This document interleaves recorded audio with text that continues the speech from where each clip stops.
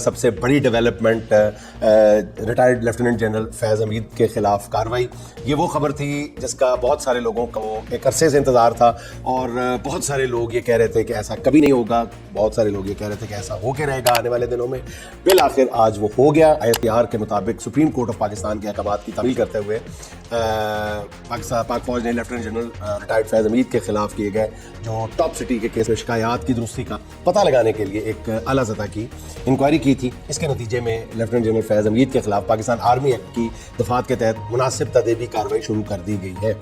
اور ISPR کے مطابق اس کے علاوہ ریٹائرمنٹ کے بعد بھی جنرل فیض حمید کی طرف سے پاکستان آرمی ایکٹ کے خلاف ورزی کے متعدد واقعات سامنے آئے ہیں. اس کا مطلب ہے کہ ٹاپ سٹی کے علاوہ جو ریسنٹ ڈیولپمنٹس ہیں ان میں بھی جنرل فیض حمید صاحب کے رول کی طرف اشارہ کیا جا رہا ہے اور اب ان کے خلاف فیلڈ جنرل کورٹ مارشل کا عمل شروع کر دیا گیا اور لیفٹیننٹ جنرل فیض حمید کو فوجی تحویل میں بھی لے لیا گیا. میں سمجھتا ہوں کہ فوج کا ایک کہا جاتا ہے فوج کے بارے میں ہمیشہ سے کہ اس کے اندرونی سسٹم جو احتساب کا ہے وہ بڑا اس کا کڑا میں آ رہا ہے. تو اس کی تازہ ترین مثال جو ہے وہ آبویسلی آج سامنے آئی ہے اور اس معاملے کو پر تحریک انصاف کا رد عمل بھی سامنے آیا ہے. آفیشیل رد عمل ہی کہا جا سکتا ہے اور ان کا یہ کہنا ہے کہ یہ فوج کا اندرونی معاملہ ہے اور فوج کا اپنا ایک اسٹرکچر بنا ہوا ہے, وہ جس کو جیسے کرنا چاہے کر سکتے ہیں. ٹھیک ہے, میرے خیال میں یہ PTI کا ایک نپا تولا اور سمجھداری والا رد عمل تھا.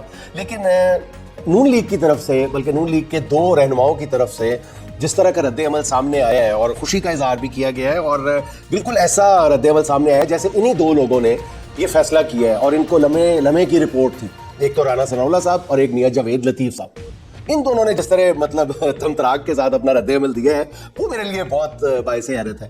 بندہ پوچھے نہ پتہ نہ لینی نہ دینی, نہ اس کے پس منظر کا پتہ ان دونوں کو, نہ اس کے پیش منظر کا پتہ, نہ دونوں کو 1 گھنٹہ پہلے اس ڈیولپمنٹ کا پتہ تھا. دونوں لا علم تھے مکمل طور پہ اور بیان ایسے دے رہے ہیں کہ نہیں معاملہ ابھی فلاں جو تو میں آگے بڑھے گا یہ ہوگا. دونوں کے آپ بیان اٹھا کے دیکھ لیں, ایسے لگ رہا ہے جیسے یہ مطلب دونوں ہی فیصلہ کریں گے. خدا نہ لو یار, مجھے وہ لامحالہ 2 نابینا پائلٹوں کا واقعہ یاد آ جاتا ہے کہ وہ پہاڑی سلسلے کے اوپر کوئی ایئرپورٹ ہوتا ہے تو مسافر انتظار کر رہے ہوتے ہیں, جہاز کے اڑنے کا ٹائم ہو گیا تو پائلٹ نہیں آ رہے, تو وہ کھڑکی میں سے دیکھتے ہیں کہ 2 لوگ آ رہے ہیں, ہاتھ میں انہوں نے وہ نابینا والی چھڑی سفید رنگ کی پکڑی ہوتی ہے اور کالے چشمے لگائے ہوتے ہیں. وہ دونوں جہاز کے اندر آ کے بیٹھ جاتے ہیں. اب پائلٹ سارے جب بیٹھتے ہیں تو وہ مسافر ڈر جاتے ہیں, تو وہ دونوں پائلٹ اعلان کرتے ہیں کہ آپ پریشان بالکل نہ ہو. مسافر کو کہتے ہیں ہمیں پتہ ہے جہاز, اور جہاز اتنی دیر سے ہم اڑا رہے ہیں, کچھ نہیں ہوتا آپ کو, اور ویسے بھی اب نئی ٹیکنالوجی آ گئی ہے, آٹو پائلٹ آ گیا ہے, تو آپ پریشان بالکل نہ ہو. تو جہاز ساتھ ہی رن وے پہ ٹیکسی شروع کر دیتا ہے. تو جناب وہ بالکل جب وہ ایسے جاتا ہے تیزی کے ساتھ رن وے پہ تو اس طرح وہ مسافروں کی سانسیں بھی اکھڑنا شروع ہو جاتی ہیں, تیز ہونا شروع ہو جاتی ہیں. بالکل جب سامنے ایک پہاڑی آ جاتی ہے تو جہاز ٹیک آف کر جاتا ہے, اور جہاز ٹیک آف کرنے سے پہلے جو ہے وہ مسافروں کی زوردار چیخیں نکلتی ہیں, اوئے پہاڑ آ گئے. تو وہ اتنی صرف آواز آتی ہے ان کو کہ کو پائلٹ جو ہے وہ پائلٹ سے کہتا ہے یار ایک بات تو بتاؤ, اگر کسی دن مسافروں کو چیخ مارنے میں تاخیر ہوگی پھر کیا ہوگا؟ او بھائی جان تسی دوویں جڑے ہو نا, تھوڑا بالکل وہی حال ہے. تسی مطلب آپ فوج کے معاملات میں اس طرح, میں سمجھتا ہوں کہ آپ کیوں آپ کو یہ بیانات دینے پڑ رہے ہیں, کیونکہ اس وقت جو کوئی بھی ڈیولپمنٹس ہو رہی ہیں PTI اور اسٹیبلشمنٹ کے درمیان, آپ ان کو بھی آپ سبوتاج کرنا چاہتے ہیں کسی نہ کسی انداز میں. تو یہ بھی آپ کا ایک مقصد اس سے حاصل ہوتا ہے کہ آپ اس معاملے میں ٹانگ اڑائیں, لیکن آپ کا ٹانگ اڑانا کسی طرح سج نہیں رہا. ٹھیک ہے, اب بات کر لیتے ہیں جی آج چیف جسٹس قاضی فائز عیسیٰ صاحب جو ہر قیمت پر اپنی ایکسٹینشن چاہتے ہیں, اور ان کے آج کے اقدام کے بعد تو اب بہت کھل کے معاملہ سامنے آ گیا ہے کہ اب قاضی فائز عیسیٰ صاحب جو ہے وہ کسی بھی حد تک جانے کے لیے تیار ہے. مدت ملازمت میں توسیع کے لیے انہوں نے آئین کی کتاب کی جگہ اب نظریہ ذاتی خواہشات کو اپنا رہبر مان لیا ہوا ہے. اس میں کوئی دو آرا نہیں ہے, مطلب اب خود بھی وہ زیادہ چھپانے کی بھی اپنی اس خواہش کو کوشش نہیں کرتے. انہوں نے آج دوبارہ گنتی کے کیس میں نون لیگی امیدواروں کی درخواست منظور کرتے ہوئے الیکشن کمیشن کی دوبارہ گنتی کا حق جو ہے وہ تسلیم کر لیا, اور اس طرح تحریک انصاف کو 3 قومی اسمبلی اور 1 صوبائی اسمبلی کی نشست سے محروم کر دیا. اس فیصلے کے بعد اب آبویسلی کہا جا رہا ہے کہ بات یہیں تک نہیں رکے گی. مخصوص نشستوں کے کیس میں بھی فیصلہ جو ہے وہ تحریک انصاف کے حق میں آنے کے بعد چیف جسٹس نے اپنی ایکسٹینشن کے لیے ایک طرح سے یوں کہا جا سکتا ہے کہ پلان C پر عمل درآمد شروع کر دیا, اور نون لیگ اور اس کے حامیوں کو 2 تہائی اکثریت دینے کے پلان کے لیے پلان A کو پاکستانی عوام نے 8 فروری کو तबाह बर्बाद करके रख दिया था, उड़ा के रख दिया था, और तहरीक इंसाफ को बल्ले के निशान से महरूम रखना इसी प्लान ए का हिस्सा था। और प्लान ए की नाकामी के बाद फिर प्लान बी शुरू किया गया, जिसके तहत तहरीक इंसाफ की शनाख्त खत्म करके कानून के मुताबिक उसको मिलने वाली जो मखसूस नशिस्तें थी वो बंदर बांट करके नून लीग और पीपल्स पार्टी को दे दी गई, और इस प्लान बी को सुप्रीम कोर्ट के 13 रुकनी जज ने नीस्तो नाबूद करके रख दिया, और फिर पीटीआई को पार्लिमानी जमात डिक्लेयर करके मखसूस नशिस्तें उसे देने का फैसला दे दिया गया। अच्छा, प्लान बी नाकाम होने के बाद हुकूमती हरकारों के असल में हाथ पांव फूल गए, जिस पर उन्होंने फिर इसी फैसले को मानने से इनकार कर दिया और इसके खिलाफ इलेक्शन तरमीमी एक्ट मंजूर किया गया। अच्छा, इस बिल की मंजूरी में हुकूमत और काजी साहब के काम नहीं आ रही थी, बिल की मंजूरी भी, क्योंकि मैं गुज़िश्ता वीलॉग में भी तफसील से इसका जिक्र कर चुका हूँ। ख्याल था कि अब हुकूमत और उसके हवारी जो हैं वो ज़िद छोड़कर आइन पर अमल करने की राह लेंगे, लेकिन आज काजी साहब ने फैसला देकर अपनी एक्सटेंशन की उम्मीद जो है उसकी फिर से एक छोटी सी जोत जगा दी है, और अमली तौर पर जैसे मैंने अर्ज़ किया प्लान सी पर काम शुरू कर दिया। नून लीग को आईनी तरमीम के लिए कौमी असम्बली में 16 नशस्तें मज़ीद दरकार है, उनमें से 3 काजी साहब ने हुकूमत को दे के आईनी तरमीम के इस कारी खैर में अपना हिस्सा डाल लिया, और इस वक्त कौमी असम्बली की 9 नशस्तें ऐसी हैं जिस पर इलेक्शन कमीशन ने दोबारा गिनती करा रखी है, यानी कौमी असम्बली में तहरीक इंसाफ की मज़ीद 6 नशस्तें भी किसी वक्त कम की जा सकती है। इसके बाद हुकूमत को आईनी तरमीम के लिए 7 मज़ीद नशस्तें दरकार होंगी, और वो भी मज़ीद 7 नशस्तों पर दोबारा गिनती की दरख्वास्त देकर हासिल की जा सकती हैं। थ्योरेटिकली देखा जाए तो चाहे बाद में नजरसानी के केस में ये नशस्तें वापस तहरीक इंसाफ को मिल जाए, क्योंकि नून लीग को ये जो खेलन को मांगे चांद के खेलने को ये जो 2/3 अक्सरियत चाहिए, ये सिर्फ 2-3 दिन के लिए चाहिए, जिसमें वो आईनी तरमीम करना, जिस मुद्दत में वो आईनी तरमीम कराना चाहती है, चाहे उसके बाद दोबारा सादा अक्सरियत पे वो आ जाए या खेल ही लपेट दिया जाए। इस सारे खेल में नाज़रीन मैं आपको एक बात बता दूं, मैं पहले दिन से ये बात अर्ज़ कर रहा हूँ, और बहुत सारे मेरे जो अखबार नवीस दोस्त हैं वो इससे बिल्कुल मुख्तलिफ बात करते हैं, बल्कि तमाम लोग ही, कि नवाज शरीफ साहब मायूस हैं और वो बिल्कुल कोने में पड़े हुए हैं और इस सारे सिस्टम पे जल कुड़ रहे हैं। बिल्कुल ऐसा नहीं है, बिल्कुल ऐसा नहीं है। नवाज शरीफ साहब इस डर्टी गेम में पूरी तरह हिस्सेदार हैं, इस गंदे खेल में। अब इस खेल में काजी साहब और नवाज शरीफ साहब ने लीडिंग रोल जो है वो अपने ज़िम्मे ले लिया है। काजी साहब जो है वो अदालती मामला देखेंगे, नवाज शरीफ साहब सियासी मामला देखेंगे। नवाज शरीफ साहब जो है वो अदालती मामला देखेंगे, नवाज शरीफ साहब सियासी मामला देखेंगे। नवाज शरीफ साहब ने इस ज़िमन में मौलाना फजलुर रहमान साहब से राब्ते शुरू कर दिए हैं। मौलाना फजलुर रहमान साहब को से अब तक 1.5 या 2 भी मैं वजाहत कर देता हूँ क्यों है।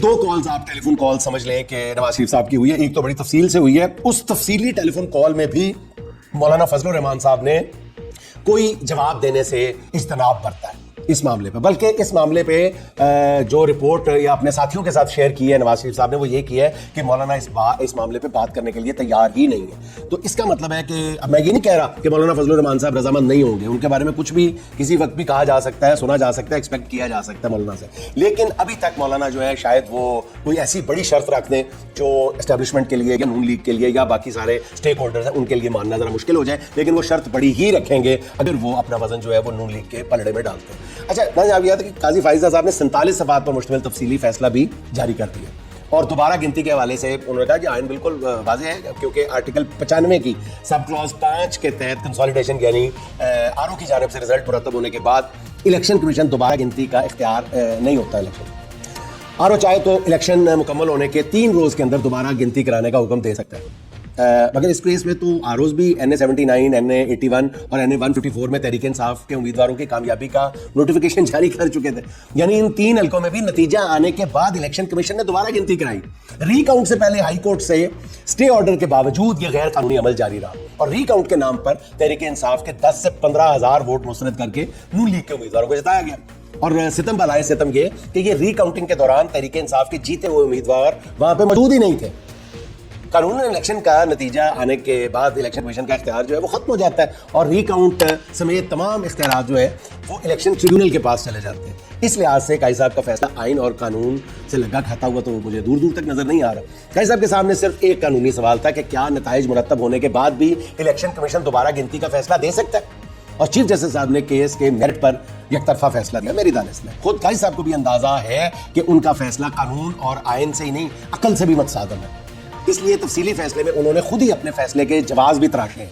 उन्होंने लिखा है कि जी आरोज का मौक़िफ़ है कि दीवारों पर तो लोग चढ़े हुए थे, ऐसे में दोबारा गिनती का हुक्म कैसे दे सकते थे। यानी आरोज ना तो दोबारा गिनती कराई आरोज ने, ना ही रिजल्ट रोका, बल्कि बकौल उनके हारे हुए उम्मीदवारों की कामयाबी का नोटिफिकेशन जारी कर दिया कि जी दीवारों पर लोग चढ़े हुए थे इसलिए हमने हारे हुए को जीता हुआ करार दे दिया। अच्छा, अपने फैसले में चीफ साहब ने लाहौर हाई कोर्ट के जजेस को भी वार्निंग दी है। इसका भी ऑब्वियसली एक मकसद है, आइंदा फैसले करने में आसानी रहे। जिनके फैसलों को उन्होंने कलअदम करार दिया हाई कोर्ट के जजेस को। तहरीक इंसाफ की दोबारा गिनती के खिलाफ दरखास्तें लाहौर हाई कोर्ट के जजेस justice Shakeel Ahmed, justice Muzammil Akhtar Shabbir, justice Asim Hafeez, justice Shams Mahmood Mirza और जस्टिस शाहिद करीम ने मंजूर की थी, अगर आपको याद है।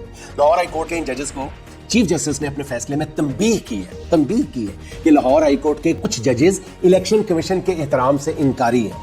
बड़े सख्त रिमार्क्स दिए। तमाम जजेस को इलेक्शन कमीशन का एहतराम करना चाहिए। इस इलेक्शन कमीशन का नाम जो वाकई बहुत ही काबिल एहतराम है, वाजिबुल एहतराम है ये इलेक्शन कमीशन। जिस तरह का शफाफ तरीन इलेक्शन कमीशन इस कौम को इस वक्त मिला हुआ है, उस पर तो उसका एहतराम करना वाजिब है हम सब पे। दूसरी तरफ जस्टिस अकील अब्बासी, जिन्होंने चीफ जस्टिस और उनके साथ जस्टिस नईम अख्तर अफगान के फैसले के खिलाफ जो इख्तलाफी नोट लिखा, वो भी पढ़ने के लायक है। उन्होंने लिखा कि लाहौर हाई कोर्ट के फैसले में कोई कानूनी या हकायक की गलती नहीं है। जरा सुने ना, हाई कोर्ट के फैसले में मदाखलत की जरूरत नहीं है। इंतखाबी अमल मुकम्मल होने के बाद इलेक्शन कमीशन का किरदार खत्म हो जाता है और नून लीगी हुक्मरान जो मखसूस नशिस्तों के केस में अक्सरियती 8 जजेस की बजाय 2 जजेस के इख्तलाफी नोट पर अमल करने की बात कर रहे थे और 2 जजेस की बात करते जा रहे थे। पहली दफा मैंने सुना था, टीवी टॉक शोज देख ले, कुछ भी आप उठा के देख ले, ये नून लीग के जितने भी लीडर है ये 2 जजेस की बात कर रहे थे। 8 जजों को लिफ्ट ही नहीं करा रहे थे, उनके फैसले को भी नहीं उन पर बात कर रहे थे। तो मतलब मैं समझने से आ रही हूँ कि क्या वो इस केस में जस्टिस अकील अब्बासी का अक़लियती फैसला मानने को तैयार है? आप जरा गौर करें ना। मतलब मैं ये जो कुछ हो रहा है ना नाज़रीन, बहुत अफसोस से कहना पड़ता है कि अगर ये सब कुछ हो गया तो करना पड़ा, अगर चीफ साहब की इस तरह से एक्सटेंशन करना पड़ी कि 2 सीटें यहाँ से, 4 सीटें मार दाड़ करके वहाँ से, 10 सीटें यहाँ से, और बिल्कुल सिस्टम को तहतीह करके बिल आखिर अगर चीफ साहब की एक्सटेंशन का एहतमाम कर दिया जाता है, तो मेरी अपनी राय ये है कि सियासत को छोड़े, रियासत की बात कर लें। मैं ये समझता हूँ कि रियासत को बिल्कुल नंगा होना पड़ेगा। रियासत को अपने जिस्म पे जो मौजूद आखिरी धज्जी है ना, वो भी उड़ानी पड़ेगी अगर ये काम करना है तो। अच्छा नाज़रीन, एक बात मैं ये पहले कह चुका हूँ कि चीफ जस्टिस की एक्सटेंशन वाली कहानी खत्म हो चुकी है, ठीक है। अब क्या होगा फिर?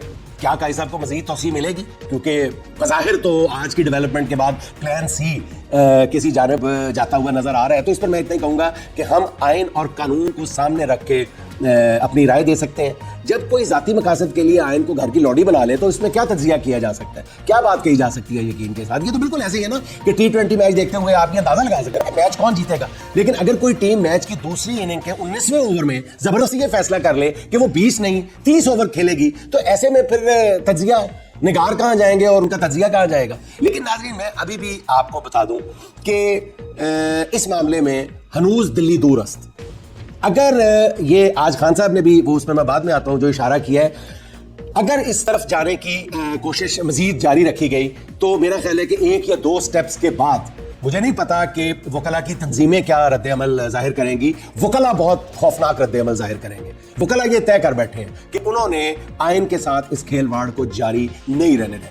मेरी बहुत सारे वकला रहनुमाओं से नहीं बात हुई, मैं वकला की बात कर रहा हूँ।